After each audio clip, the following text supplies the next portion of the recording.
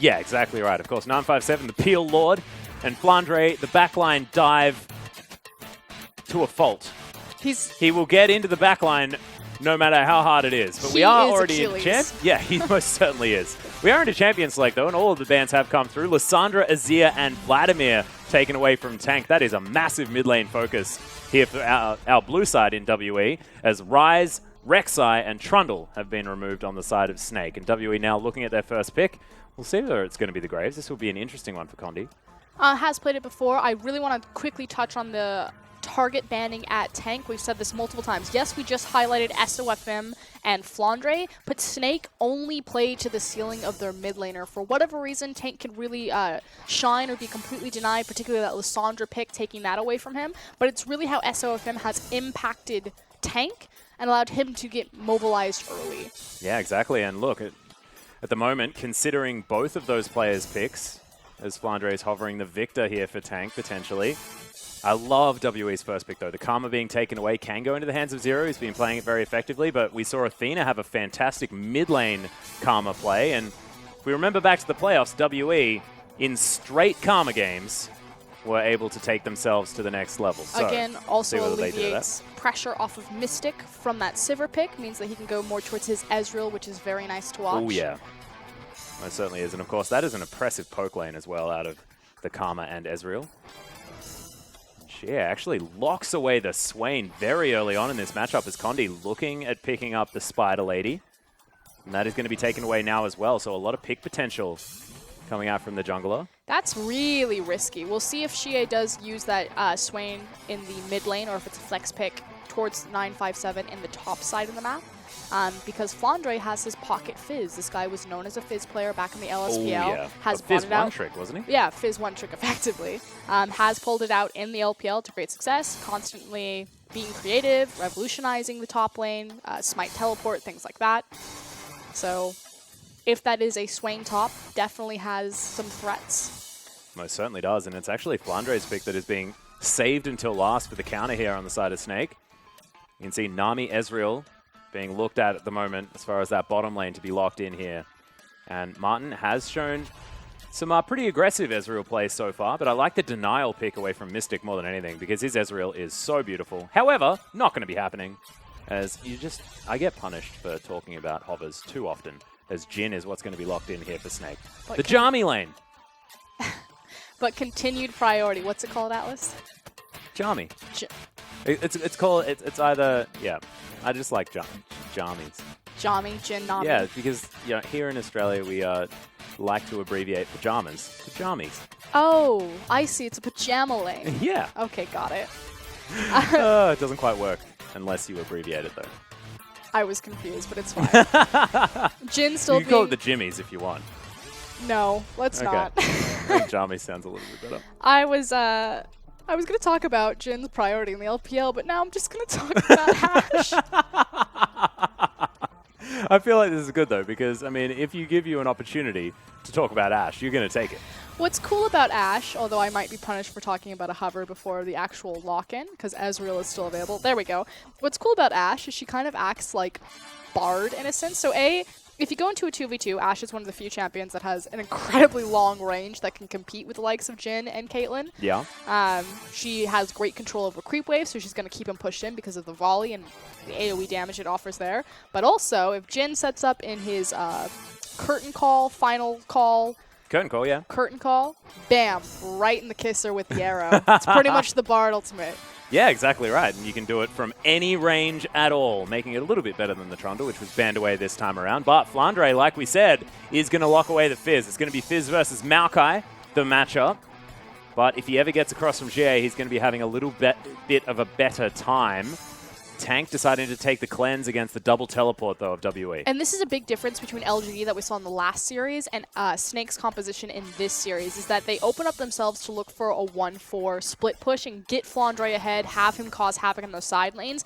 But the kicker is that they've paired it with Jiezou's Nami. Nami is so good at being a disengage option, even against the hard CC likes of Ashe, Elise, and Maokai. And Nami is actually quickly becoming his most played support as well. Actually, even now on 4 times apiece with Braum and Karma as well. So Jiezou getting more and more comfortable on this pick here in the LPL. And with Martin on the Jhin, we saw Jhin to mixed effect, actually playing out fantastically well in the super late game for GT, not working out for Imp, but the coaches are going to shake hands. Let's get into game number 1 between Snake and WE.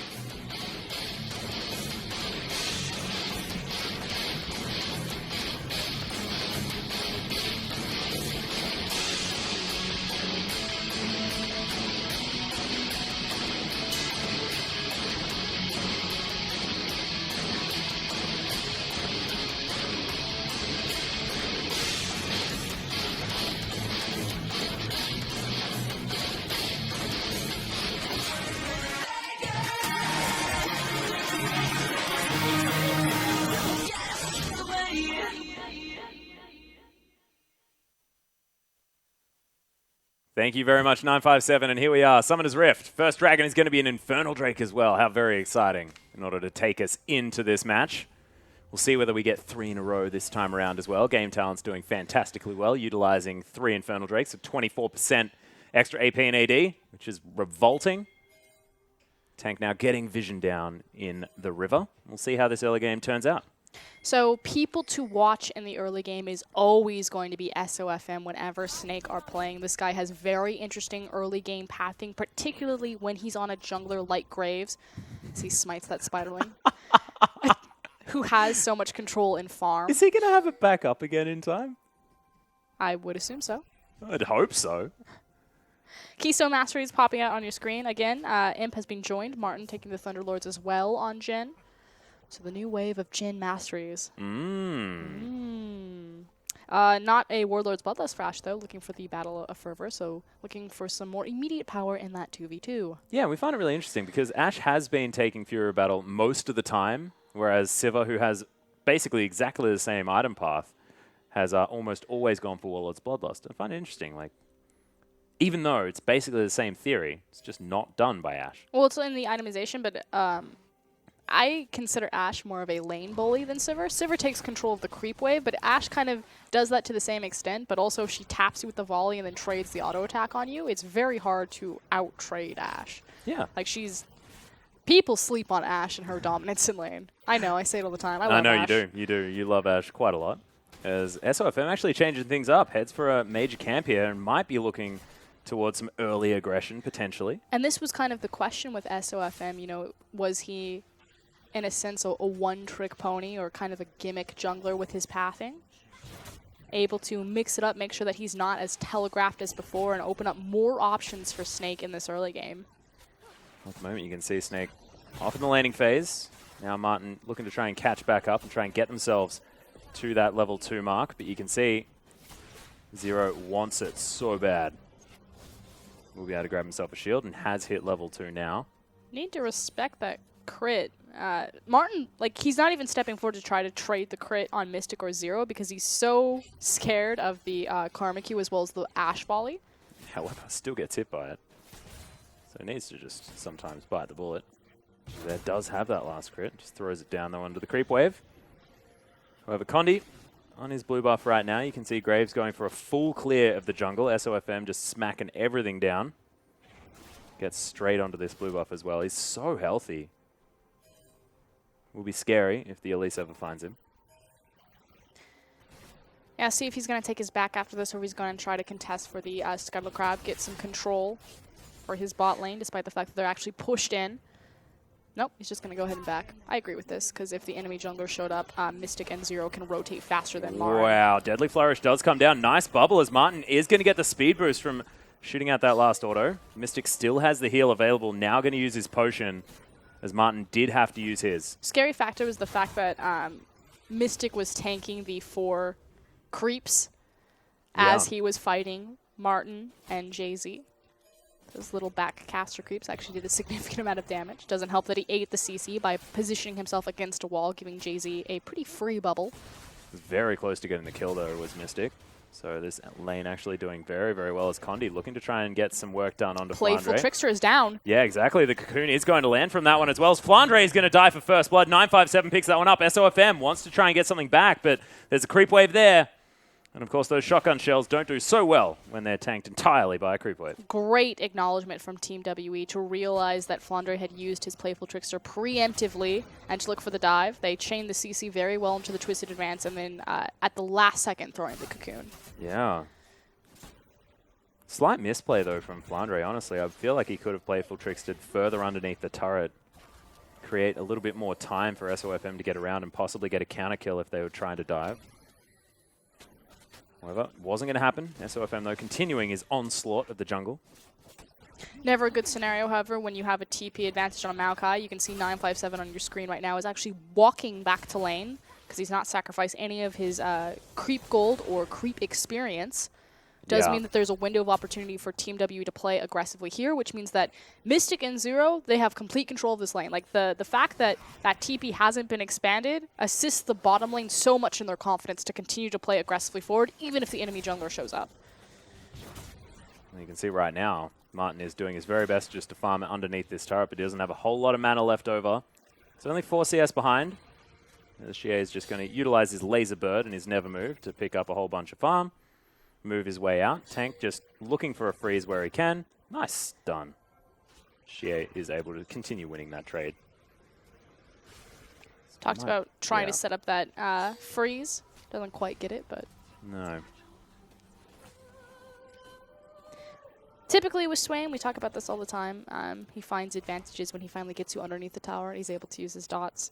It's not as effective against the likes of a ranged opponent, which is why I still value... top lane Swain a bit more over mid lane Swain. Yeah. Slightly longer lane helps him chase people down as well. Well, it also does give him more safety in being a shorter lane that he can just caca back to his tower. Bird his way back in. You can see Frandre not too far behind as SofM is going to find himself a ward. Spots what Condi's doing here, though, and he's going to be able to... Oh, no, Condi! Here, he's running into Maokai, however. Yeah, exactly, and there's a level advantage here for Condi. Doesn't mean too much for an Elise, but it does mean that he does have a few extra stats as SofM trying to kite this one around, but it's just not going to be enough. Repel's going to get Condi on top of him, and SofM, interesting decision to be made. I mean, effectively, he died 1v1. Yes, an assist was given over to 957, I believe, the sap lane. Yeah. But just tries to heads up. Yeah. Condi and loses now in the mid lane. Yeah, Chaos Storm coming down, doing a lot of damage to xiye, as Zero is also going to be able to lend some assistance. Just such weird. Yeah. And it goes back to this idea of SofM, you know, he came into the LPL really explosive, very strong, kind of a head turner. You know, everyone's very curious how he's going to perform. Prodigy back from a wild card region. Nice to see him finally perform in a power region or a Big 5 region. Yeah. But very young. And we're starting to see some of that maybe lack of experience come through. Overconfidence. He did not have the pressure in his mid or his top lane to safely make an invade like that.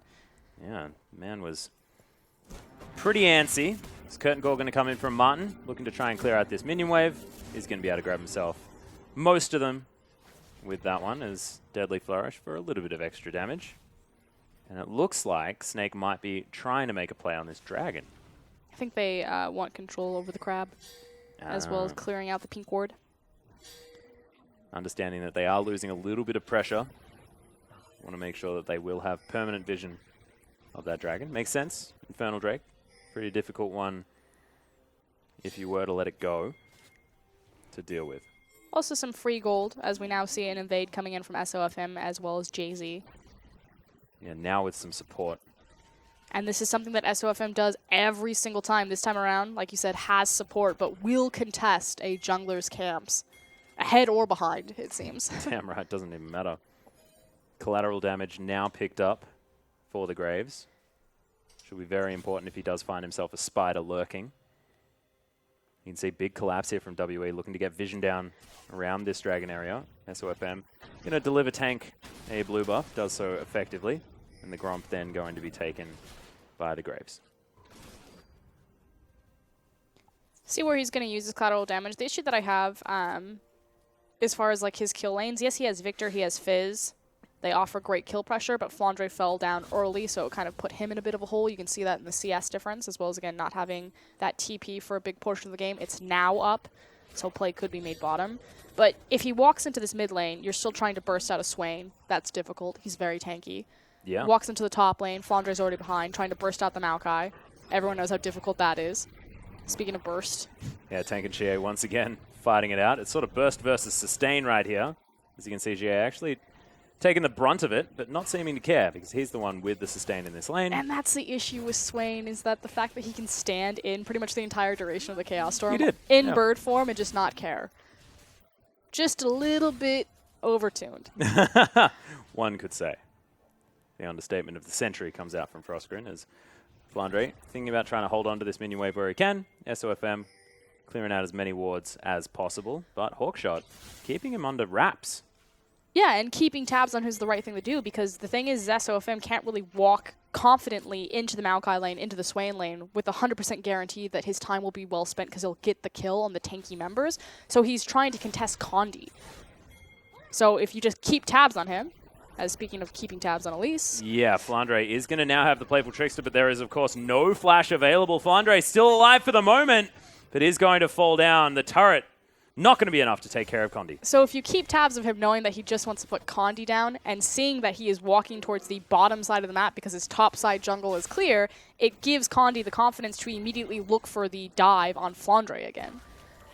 And SofM now is going to spot Zero out, but unable to get the kill. xiye throws down some Torment, laser birds up in there as well, as SofM decides that he still wants to kill Karma. But this is the thing. This is why SofM is predictable. Oh, there's the flash. Oh my god, Zero avoids the collateral damage. A little bit of a misclick there from SofM.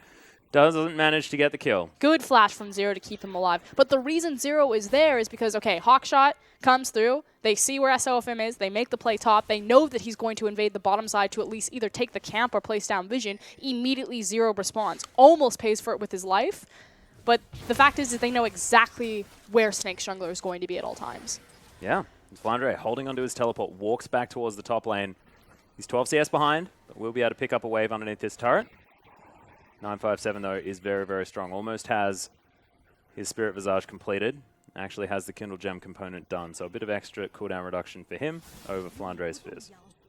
Again, the concern is always going to be the level difference. The big one would be at level 6, but obviously we're at level 9 and level 8 now. Obviously more levels means more sustain for Maokai. Yeah. SofM once again pressured out of the way. As WE starting up this dragon. And with a backing Graves, that is exactly what they're going to be able to achieve. Dragon is going to fall down very easily, as Condi's Spiderlings do most of the tanking. Much more proactive of an early game against Team WE, and this is a question that I always had. So Team WE have a phenomenal late game in terms of their extreme late game team fighting. I'm talking like 6 items versus 6 items, being able to execute perfectly or pivot on a dime in terms of their composition.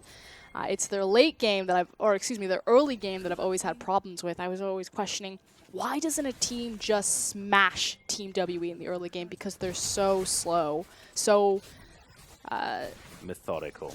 I don't even know if methodical. Reserved? Reserved is fine. Reserved is good.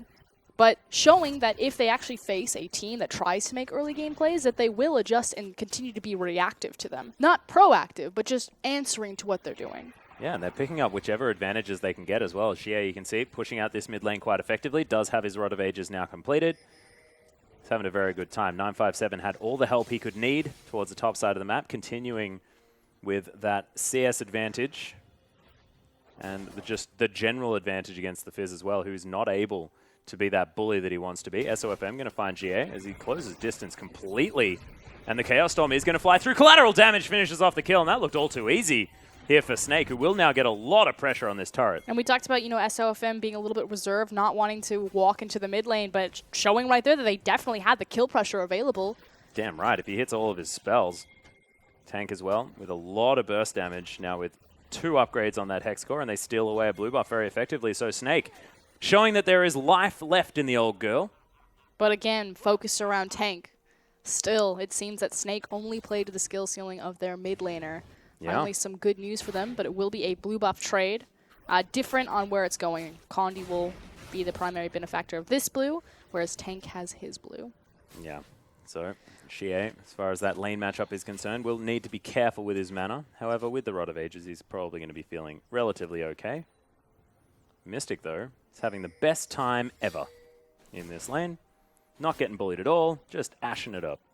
Just farming it up. And it's a very self-sufficient lane, even though that Ashe is a low mobility carry. The fact that she does have a big stun as well as a slow, a lot of control in front of her, and the Karma standing next to her. Doesn't have a lot to fear. No. And the speed up that is available from the Karma is the really important part. This tank makes his way back into the lane. Does have himself a Negatron Cloak now as well. So as far as going toe-to-toe with xiye is concerned, he's feeling a lot better. Just needs to catch up in the old farm. Frandre has been doing very well in order to stay the same deficit that was put on him early on in this game. I mean, it's down pretty much just 2 Doran's blades. Has his health crystal, but not the... Kindle Gem. Yeah. Well, Tank's still looking for more as SofM makes his way around. xiye, once again, the focus, but not going to be caught out this time. Zero throws some defensive vision down for his mid laner. It's really the only option that SofM has. They saw how successful the Chaos Storm was with the collateral damage on xiye the first time, and continue to exploit that weapon before xiye kind of gets his big 3-item power spike where he becomes unkillable on the Swain. That's going to be your Spirit Visage, Roa, and Hourglass, not in that order. Yep. At the moment, looks like he's going for something like an Abyssal Scepter as his second item. We'll see whether he sticks on that train as far as getting heaps of magic resist is concerned. Will helping him against Frandre and Tank, as there's the Cocoon, but Playful Trickster is going to get Frandre away, but they're just pressuring him away from this massive wave of creeps, and Condi is going to be able to keep counter jungling while he's doing it. Really good play towards the top side to keep Frandre down. It's forcing pressure from Snake to make a play on the bottom side. Here comes the TP. They're looking for the dive. Yeah, double TP comes in. Zero snagged with the first of the curtain call as Martin looking for the last one. Doesn't get the last bolt. As now Snake are backing away. There's the flash twisted advance. 957 makes his way in. Jiezou flashes. Is going to be safe for the moment, but xiye picks up the kill. The fish is going to serve as disengage as Condi, battling with Tank, moves out of the way, but the Chaos Storm is going to follow him. Repel comes up, and he does have to move away. Death Ray comes in. Deadly Flourish, not going to do enough. This next dragon up in a minute 30. As the dust settles, it's 1 kill for nothing. And no objectives traded, as well as all the TPs and a bunch of flashes expended. Coming into this dragon fight, Condi is the only member on the side of WE that has flash left and available. Well, we'll see whether this dragon is going to be fought over by WE.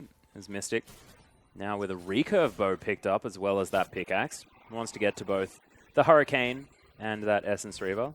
Oh, sorry, looks like Infinity Edge. This is interesting.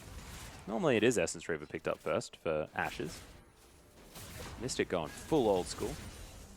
Thinks he's a Caitlyn. Could also just be for sieging. We'll see what he completes first. If he goes for that Hurricane. Yeah. Because then you have the 2 flat AD items as well as your attack speed. Although the nice thing about going Essence Reaver is you technically get like more...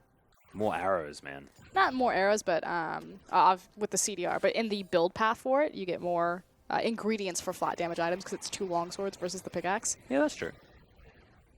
It's like this weird thing where if you're in a lane swap scenario earlier, you can actually push towers a little bit more effectively because you're not saving up for a pickaxe. You're going longsword, longsword. Depends on back timings, of course, but do like it. Tank continuing to clear out this mid lane. Now has those couple of levels in the Hex Core, so it is going to be able to eradicate minion waves very quickly. However, xiye can do exactly the same thing, and he's also got himself some Merc Treads, so we're going to be running a little bit faster and not going to be stunned for as long by any of the members of Snake. As they have moved over, looks like this Ocean Drake is going to be what they're focusing on, but WE don't want to let this one go without a fight. They are moving in. Condi, of course, has a pretty powerful smite button. As there's the Cocoon onto SofM. Here comes Mystic. He has the arrow, hasn't thrown it yet. Yeah, we'll see whether it is going to land as WE are going to be able to lock down their second dragon. Oh, he's got them. Captive Audience comes in. Jiezou takes so much damage from that arrow and will get eradicated immediately. Now SofM trying to run away, but Mystic able to lock that one down. Curtain Call looking for xiye, but everyone's body blocking for him. And it's just not going to be enough. Zero takes the last one. It's a crit to the face, but it's not enough to get the kill. Calm, cool, and collected. Team WE approach from the same side and stall out long enough for Mystic to get in position, and likewise for Condi to bully his way onto the Ocean Drake and actually take it away, and then set up a pick and a tower. So this is definitely very clean, very methodical from Team WE. Yeah, and 6-1 in kills. They're 5,000 gold ahead here at 19 minutes in the game. 2 dragons now for them as well. They've suffered no turret loss. They've taken 1 themselves just then towards the bottom side of the map. And Infinity Edge is already done here for Mystic. I don't want to believe yet, Atlas, that they can play an early game. They just did. It's 20 minutes in. They've done an early too game. many times by Team WE in their 57-minute games. Let's not assume that they can do it again in game number 2. No, but this one, props to Team WE. They've played the early game beautifully. They've met Snake in every corner. Condi has been very proactive in terms of being on the top lane, setting up 957, making sure he gets that advantage over Frandre. And Mystic as well now has a big power spike because, of course, Ashe doesn't crit like normal champions do. He's actually able to crit sort of every single time. And so that Infinity Edge doing work consistently rather than periodically. Looking for the battle stat as they came out of the dragon fight. Although now he's put into siege mode as a triple trap from Snake. That is definitely a big one. I think he's going to hawk shot. Yeah, that's going to spot everyone out. Frandre looking to try and lock this tower down, but it's very healthy. Everyone moving up towards the top side. You can see teleport from 957 is available. We'll see whether he's going to continue pushing things out. As SofM does get a lot of damage down onto the turret. They've run out of creeps. The Ashe arrow is up, and enough members are here. It forces Snake to respect the engage potential and the fact that they don't have eyes on the rest of Team WE and to reset their position on the map. Home guard just became available here as well. 957 back in base, but decides he doesn't want to pull that trigger for now. WE defend this outer turret on the top side. Backs coming in from Snake as well. They're looking for a different point of attack. They just really need to reset their map. Now as well, you've got xiye with that Abyssal Scepter done. He's got so much magic resist and a lot of power here as well because, of course, Abyssal Scepter is a fantastic item on Swain because he is low range in his damage. Does like to do a lot of AoE, and that aura will be very, very effective. Also help out on the Maokai and the Elise, like you said. Yeah. Augmenting also means that the Enchanted Crystal Arrow does more damage. Maybe that's why it bursts now. Yeah, that's what did do a heck of a lot of damage. But it wasn't available. Yeah. Now it's just going to be doing even more if there's a Swain present. Just poor little Nami is level 7. Ooh. As continuing to siege, so setting up their triangle vision, making sure that they have control of all of their waves. So they had bot and mid wave pushing forward, allowing xiye to get a cheated route through the enemy red and try to catch out SofM. Oh, Condi steals away the Raptor camp. Dangerous stuff. It's not what SofM wants. And now Snake, slow on the rotation, don't make it to their mid turret fast enough, and will lose another objective, possibly more if these stuns land. Excuse me, root. She actually moving really quickly there as well with the help of Karma. Does show that combination pretty damn good, much like the Swain Sivir comp that you were talking about. They just didn't have to do it. Mystic was able to lock in even more utility with the Ashe. Doesn't need the movement speed, can now start fights himself. Yeah, and now that we have the outer ring of towers down, more power to Team WE's composition. It's now 0 turrets to 3, which means that Snake have much farther to run to safety against the likes of the Karma speed as well as the Ashe arrow. So Team WE, they've got a lot of their core items set up, especially as Ashe now completes the Hurricane, yeah. Hurricane. They can start looking for these big team fights and picking Snake off. He actually is just building Ashe as if she's Caitlyn. That's my Ashe build. That's really interesting. I mean, we just see so much Essence Reaver, you know? That's all I'm talking about. A lot of people like Martin on Jhin prioritize the Essence Reaver, although CDR translates into safety for Jhin. Yeah, I like that. I've always liked Infinity Edge first, but it is a lot of an investment. As Martin now just going to approach this turret. And Speaker's Blessing available there as well. Actually, no. What is that ability even called? Which one? Tidecaller's Blessing, sorry. That is the W from Nami that helps him shoot people and slow them down. And he's going to have it there, but 957 back up towards the top side. Tower going to fall on both sides of the map, and WE really opening things up. But it's an outer versus an inner. Snake have been completely run around the map, and frankly, they have no answer for Team WE right now. Yeah, they gave away the outer top tower, but they're completely fine with that trade. Gives them so much more control over this dragon area, and dragon spawning in 30 seconds. Yeah. Don't quite remember what the next one is. I believe it might be another Ocean Drake. WE positioning around it now. 20 seconds to go. Martin up towards the top side, but 957's got a teleport. There can be 5 people at a moment's notice here around the dragon, and 957's getting collapsed on. Yep. So Snake all in on top. Team WE all in on bot side, and they try to pull the trigger on this Baron. Yeah, SofM starting this one up. Teleport's coming in from Frandre. They are committing to this. Here comes the counter teleport. Yeah, 957 looking for it. They know what's going on here as the sapling goes in. 957. There's the arrow. He's right in amongst it, but it is going to be the Baron taken by SofM. Frandre is going to be able to get himself out of there as 957 has kept them up there for quite some time. And look at all 5 members. That never move was huge as Mystics throwing down the damage. SofM trying to get out. They got the Baron. They lost 2 for it. Probably almost say worth for Snake. Snake getting dragged around the map, finally make a proactive decision and pull the trigger on Baron. Yes, they will technically lose the team fight as well as massive damage. Oh, God. Yep, the Flash Cocoon flat out missed onto SofM. Still takes a lot of damage for it, though. That was cheeky. They saved their tower. Yep. Maybe if Condi had just prioritized the tower, that's fine. Or big issue is that Condi is not in position to find the steal. So yes, 957 xiye, they can all funnel into this because it's the 2 tankiest members. Good smite secure from SofM. Was traded for a dragon in the end. So. Yep. So 3rd dragon, 2nd Ocean Drake, but look at all of this damage. Yeah, that never move being the big thing and securing to those kills. Important factor. Snakes still have 3 Barons, which means that they can use the Baron in every single lane. 3 dragons, yep. Oh, 3 Barons, yep, got it. 3 Barons. And it's on their jungler, their mid laner, and their top laner. So the effective split can come in. Yep. SofM looking for a steal away here as Frandre. Splitting, pushing waves forward. This inner turret is in a lot of trouble, actually. Xiye is going to come around. Doesn't have a lot of immediate wave clear, but will be able to deal with these creeps pretty quickly. 957 has shoved this wave all the way up. It's going to be knocking on the inhibitor's front door, so wave control in favor of WE completely. He's just abusing the fact that Snake don't have any wave control, and it's not like their champions can't do it. They've got Viktor. They should have phenomenal wave control, but just not responding to the appropriate pressure points. Effectively what he's doing is he's moving underneath the Baron, he's pushing a pressure point, and then he resets his position. So instead of using the Baron and just ramming it down a lane, they have to continually reset time where they could be using it offensively and use it defensively. Yeah. That's a 3-item Ashe here as well. And WE, despite losing that Baron, still definitely have so much power. Now going to have a red buff as well, making up for that lack of lifesteal. We'll be able to get a whole bunch of his health back very, very easily. And the nice thing is that he's not competing against any armor. Yeah. The only defensive stat that Snake have is all in MR.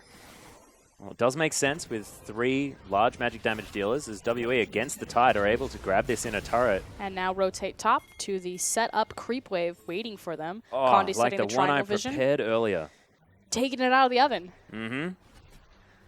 It's like, wow, how does this even happen? This is the lasagna of tower sieging. And SofM is just going to get obliterated. Condi with so much burst damage with those 2 extra AP items on top of his runic echoes. Jesus, that's what SofM normally does. That's preparing a beautiful meal and then just having Parmesan like sprinkled on top. I know. Bit cheesy. Exactly right. Excellent use of Parmesan there. I mean, it's not parsley, which you often, like to garnish meals with. Not any of that basil. Yeah, basil. Oh, dear. I think basil is the word you're talking about. Deadly Flourish helping clear out this wave. Xiye slowed down, but they're looking to break open the base. Chaos Storm right down, trying to clear out minions. Xiye going to go into bird form, but doesn't have a lot to sap health from. You can see now Zero actually forced to use the flash. Condi stunned up for the moment, but look at the movement speed. Frandre wants to try and close distance, but he just can't against the Karma. This is disgusting. Gross, man. And it's about to get worse because they picked up so much global gold in that exchange. They're about to go spend it, and this gold deficit, I mean, it's not 10K yet, but... It's 8. It's getting there. Ballooned way too far out of control. This is oppressive, disgusting, amazing. Repugnant. Yeah. Really beautiful play, though. Yeah, exactly right. And this is exactly the game that we're looking for as well, because WE, their style isn't necessarily something that Frostgren has normally liked. But this time... I don't want to get too excited, because I love this play from Team yeah, WE. you do. I love really clean, it. Methodical. I'm happy. It's not 57 minutes a single team fight. We're not gambling on this. We're not saying we're super confident in our ability to execute a team fight. Because now, Team WE, if they can do this consistently, they've shown that not only are they beautiful late-game team fighters, but they can also play the early game, which makes them that much more well-rounded as an elite LPL team. So please, Team WE, don't let me down. adding strings to their metaphorical bow as the Hawk Shot is going to spot Tank out, trying to take his blue buff. And there's the arrow. He's going to land directly onto Tank. Has to use the cleanse as xiye avoids the tidal wave, but they steal away the blue buff, sort of. Slowly, but surely. Come on, it's trying to reset so bad. That blue buff is OP. Yeah, that dude was not keen on dying. He just 1v2'd Maokai and Swain damage. Reset is a powerful mechanic, Frostgren. 957 moving up with his support 0 in tow. And they're looking to try and contest yet another buff. Not going to be able to this time, as it is SofM able to lock that one down. As wow, what a journey 957 went on. Doesn't have... Oh, got out in time. Condi was looking for it. Damn right he was. As xiye now... also... Yep, pressuring bottom and mid. Team WE not slowing down at all on their siege, not afraid to dive towers. They are very tanky right now because they're so far ahead of the clock, including the enemy team. Oh, xiye not going to get stunned by the flourish, but does take a bit of damage from it. Dragon going to be spawning in a minute, but also the Baron. WE probably looking to try and grab this one. Condi, son of Baron, probably wants to be able to steal one this time. Of course, wasn't in position last time around. Late to the party. Yeah, it was a good heads-up play from Snake. Try and get something back, but in the end, pretty fruitless. So we are going to have a slight pause at this stage. It's not normally something that we see at this point when there's a lull. Normally there's like some sort of catalyst. But at this time, nothing really. As we have a look at SofM, he took a slight wink at his camera just there. As, yes, welcome back. And WE looking brilliant. Before 35 minutes, Frostgren. I don't want to get too excited. It's the dream. My heart is still. Yeah. I would love to see Team WE again have both an amazing early. They've shown it before. Like this hasn't been the first series where Team WE have come out and had an amazing early game. I'm forgetting which series. It was very recent too, where they just completely smashed someone. Yeah, and actually, it wasn't against Game Talents. Might have been against Vici, potentially. Of course, a team that is also relatively slow in how they play things out. I think xiye was playing Twisted Fate as Either way. Something like that. They've shown this before, but it's about consistently being able to show it, whereas the more consistent trend for Team WE have been these very late games with these this team fighting ability. Again, just the confidence to sit back and say, it's fine, we'll farm this one out, we've got it. Yeah. We have the superior decision-making there, so it's always nice to see that from a team. Yeah, most certainly is. And of course, Baron is coming up in this actual game that's happening right now. Baron coming up very, very soon. Dragon also coming up extraordinarily soon. Not entirely sure which one it is going to be, but I have a feeling that WE will be able to create enough pressure around that Baron area, possibly grab that, and then push forward to try and get a victory. And I'm wondering, Frostgren, because we did see it in the last game, a comeback from about 14,000 gold down from Game Talents in game number 1 against LGD. Is there an opportunity here for Snake to try and get something like that happening? Or is it just not late enough? They have the tools, but the catalyst there is late enough. Again, you've got Jhin and Viktor, so you have very powerful late-game weapons if you get them to that point. But again, because they're 8K to 10K gold behind, they're so far behind the clock that they'd have to stall out for 10, 15, 20 minutes before they even get that shot, unless they just play a team fight beautifully. And we've already said again and again that Team WE, the one thing that they do really well consistently is late game team fighting. Yeah, and actually this series they were doing early game team fighting as well. I mean, the fact that they were able to get around that map, get engagements in their favor, managing to pick up capitalizations off ganks towards the top side of the map. Frandre was then not a problem in that split push scenario. It's like they identified what Snake want to do and crushed it immediately. Yeah, they also utilized their double TP much more, or much more success. It didn't help that Snake's mid laner tank was forced into running that clinch just because he's facing across on Ashe, couldn't afford to take the double TP.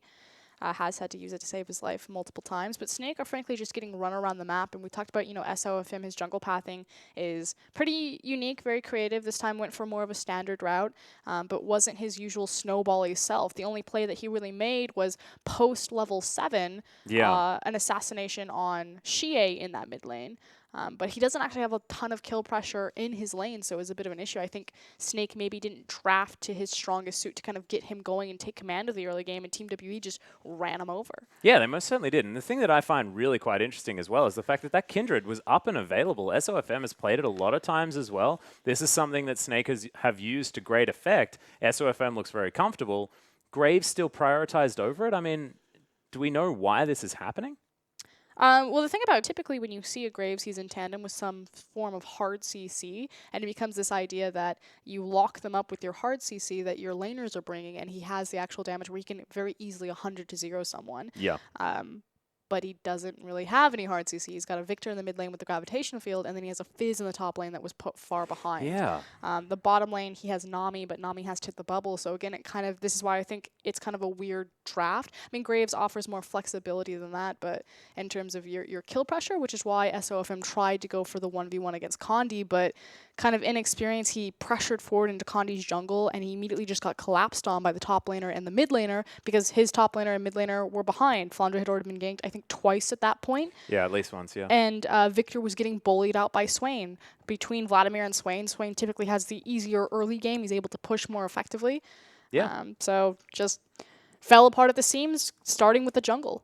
Yeah, and it was probably SofM's plan to just farm this one out. Of course, like you said, not a lot of kill pressure there in from the mid lane or the top lane. Bottom lane as well. I mean, what is it, like Nami, Jhin? Unless they get a really nice flourish, things could happen there. But he didn't even look towards the bottom side of the map. And SofM honestly got out-jungled as well completely because Elise, not necessarily known for her ability to farm out the jungle very, very quickly. However, Condi is currently about even with SofM, who has been focusing on trying to get himself ahead, getting as much farm onto himself as possible. Condi, though, we saw, he was just able to completely delete the Graves as he tried to face check his way through. The individual 1v1 matchup between Graves and Elise is always going to be who finds who first. I think Yamada. It's almost like every matchup against Elise. Yeah, it's just, do I hit the cocoon or do you smash me in the face with your, what is it called? Shotgun. Well, yeah. End of the line, yeah. Thank you, that was the one. Yeah, his ability is called Shotgun. Thanks, Alice. Glad you're here on the desk for me. His gun's called a shotgun. But the thing about Condi also staying even with CS is that he spent so much time in lane, so I'm actually sure that a big portion of his CS between the two junglers is actually just lane creeps.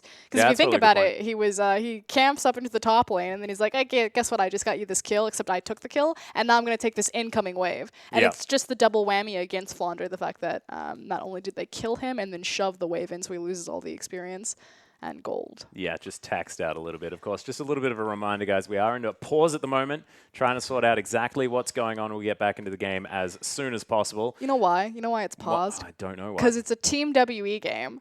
They're like, guess what? Team WE's winning really early, but guess what? This game has to go past 55 minutes anyway. So they paused. They timed out. Yeah, we're going to late game anyway. So we're still counting this one. So I think it was about 28 minutes into the game. Or 30 minutes, something I want like that. a clock on the bottom of the screen. Yeah, we're going to need it, like the WE mark. It's like, now it's time for us to go. And I think if this continues for another couple of minutes, we will be in 35-minute territory, and WE will be ready to actually close out this game. The Elder Dragon team, which now takes me back to the game. So we have a Baron that's about to spawn. We have a Dragon that's about to spawn. Should be noted, it is not an Elder Drake. It's not, yes. Not quite 35 minutes just yet. No, not at that point. So obviously the Baron is going to be the prioritized objective here. Yeah. So that is what I suspect that the teams will be setting up around. Team WE have been very proactive about setting up their triangle vision, trying to make picks. Obviously they have a ton of tools to make the picks, and thank God. We're in. We are back into the game. And of course, about 31 minutes in, if you include the pause, WE are ready to win. Ready to set up, and you see the immediate assist ping on the Baron, but it was actually a red assist ping. Snake need to get over there. Help me with the Baron, everyone. And they need to set up some defensive vision so they can try to steal this one or possibly fight for it.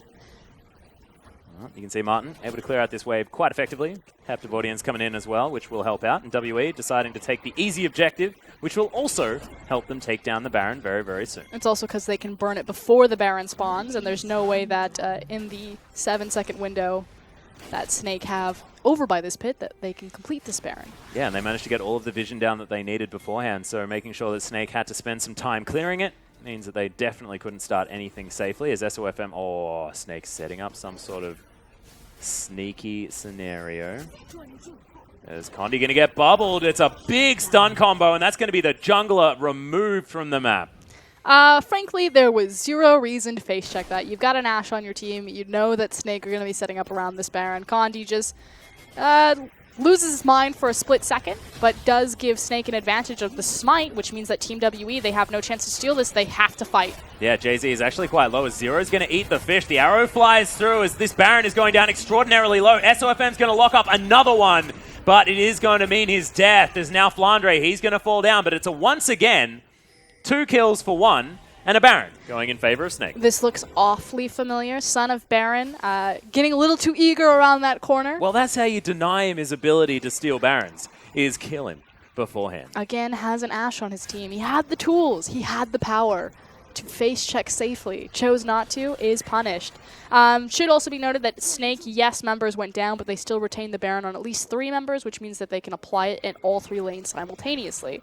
Not as neat as the first time, simply because one of them is on their Nami. Yeah. A little bit unfortunate. Of course, Frandre probably wants to be alone farming things out, so won't have the Baron for himself. However, Tank certainly has it, even though he missed a cannon creep. We'll pretend that didn't happen, because it makes me very upset. But this now opens up this 4-minute window, or 3 minutes and 30 seconds of just breathing space. Well, if anyone wants to stall, it's most definitely Snake at this stage of the game. However, you can see xiye still pushing things out. There was a Baron available on those minions, but you can see Martin didn't want to go anywhere near the Raven man. Now WE setting up here on the bottom side jungle. They should be setting up on the top side. They have wards over here, which is why they want to play around it, but it's still an open top inhibitor. Yeah. They don't have to play against the Baroned up creeps and trying to siege a turret down. They could just walk into the open top side. Just wander into the base casually. Which I think they're realizing now. Hawkshot went out, which is setting up protection for them to set down their deep vision. Oh, and Mystic is really wanting to find an arrow here as well, as SofM going to spot the vision. Puts down yet another ward, just making sure that they have continued pressure, as that pink is going to be taken as well. So Mystic dealing with the minion wave in the mid lane, but probably just happy to wait out the Baron, honestly. This is respite for Snake, yes, but WE probably don't want to go up against those empowered creeps if they're going to fight. The Elder Drake is coming. Yeah, for this. In 30 seconds, WE will have their opportunity to make things happen, as there's Curtain Call. It's going to secure the blue buff, as xiye just does not care, just utilizes the Rift Scuttler to get some health back. Really cute smite on the Wolf Camp to offer safety for Snake to walk down there. Obviously the Wolf Spirit. Turning a corner, seeing that Birdman. Harvey. Harvey? Harvey Birdman. You haven't seen that show? Oh, I thought that's what you named the Wolf Spirit. I was going to say, you're getting real intimate over there. No, I'm calling, we'll call Swain Birdman, like Harvey. He could be Harvey if we wanted to. Got it. Hopefully he looks good in a suit. Split push, though. It is the Cannon Baron creep against the world. And actually against a volatile Spiderling, and loses the battle. And xiye is looking to head back to base. We'll see whether he's setting up for a teleport play, as 957's already here. And you can see with this open inhibitor, that is going to fall down very quickly. Condi's going to help out. Zero going down very, very low. As you can see, Frandre right in the mix. Chaos Storm doing a lot of damage. Tidal Wave almost secures the kill, as it's actually Mikhail's Crucible that helps keep Zero alive. Can still offer his utility to the team, as now WE looking to try and turn things around. Nice never move on to tank, as there's the Curtain Call. Oh. Wow, Zero just gets plugged for the first kill. 957 is going to fall down to his xiye. As when he hops back up, we'll probably get stunned by the gravity field. No, doesn't. Thank goodness. It's WE with only 1 dead, looking to try and turn this one around. Yeah, Martin threads the needle right there. Does manage to pick up Zero, but it's still that down inhib. Lucky for them, it's not the Baron inhib, so it won't be as big of a deal for the purple monster when he respawns, but will be an issue if they play around this Elder Drake. Yeah, exactly. Taking the top inhib, sort of the opposite one, means the Elder Dragon. Definitely something that does have to be contended with. xiye's teleport is down, but they still have the same amount of teleports that Snake have. Considering Frandre is still up, 957's also still available. They have a window of opportunity where they need to be taking the Scuttle Crab right now. They're too late. Well, Snake are definitely going to jump on that one. As Mystic, he has now got a Bloodthirster, as well as that Elixir of Wrath. Looking very strong on this Ashe. And again, There's finally an armor item available for Frandre, but otherwise he's going to be hitting pretty hard. Yeah. It's just sort of organic armor. 15 seconds now on this Elder Drake. WE have a lot of time to play with that top wave of super creeps heading forward. Of course, Frandre with his teleport will be able to deal with them for the moment. And Snake actually looking to try and take down this mid-outer turret against the flow. They are going to be able to get in there. SofM getting some auto attacks. There's the arrow. SofM can't make it to the wall in time. Never Move comes in, and Condi is going to be able to lock down the jungler. And with the Elder Drake available, I have seen this show before for Oscarin, and last time it was Snake as the main role. And Snake can't afford to look for a 5v5 because they're nowhere near close enough in items or gold. So instead, they're just going to back away and give this one over for free. Yeah, and that is going to be so much combat stats. 1 minute left on the Baron. WE probably looking to break open the base even further before that is even an issue. Mystic going to teeter off, grab himself this bottom wave, start shoving this in to Snake. Well, they might now be able to get that Baron inhibitor. Yeah, and that's the most important thing is the fact that Baron's going to spawn in 1 minute. And I feel like Snake almost have to give this one away for free unless they get the perfect engagement. Because if they die here, they'll lose the game. Yeah, and there's 5 members of WE able to easily take down this turret very, very quickly. Mountain Drake helping them out there as well as they take the inhibitor immediately afterwards. And now the base is in tatters on the side of WE. 40 seconds to go. WE doing the smart thing, moving over now towards the mid lane. They'll clear out this minion wave on the way through. Thankfully for Snake, they have pushed it out a little bit further. But Baron is on the minds of WE. They want to get one. I mean, they've lost 2 so far. Snake have 1 play left to them. WE don't want that to happen as the arrow is going to just list lazily through the team. Not going to quite find too much as xiye does have a fish on top of him. Not going to happen here as the fish falls down, actually. Jiezou already dead as Mystic jumps forward, picks up the kill onto SofM. Martin still alive in the backline as xiye looking for him. Look at this bird. He's just untouched as Frandre is getting raven to death. And that is going to be the 3rd kill in a row here for xiye on the Swain. WE looking to say, nah, let's not get a Baron. Screw that, let's just win the game. The gold advantage speaks for itself. They don't even need the arrow, and Team WE just ran over the top of Snake in this team fight. Having a little bit of trouble because they didn't have their creep wave initially on the tower. This one will be far easier. It certainly will be, and these Nexus turrets are evaporating. You can see Snake relegated to their fountain right now. And WE, a well-deserved victory, control throughout that entire game. And you can see it on their faces. They just took game 1, and yes, it is a 3-game series, but that was the calm, collected look of stone-cold killers. Damn right it was. There wasn't a smile or a cheeky grin to be seen. Team WE, all focus, all business. Yeah, they are all business tonight, especially after their loss to Game Talents as well. And guys,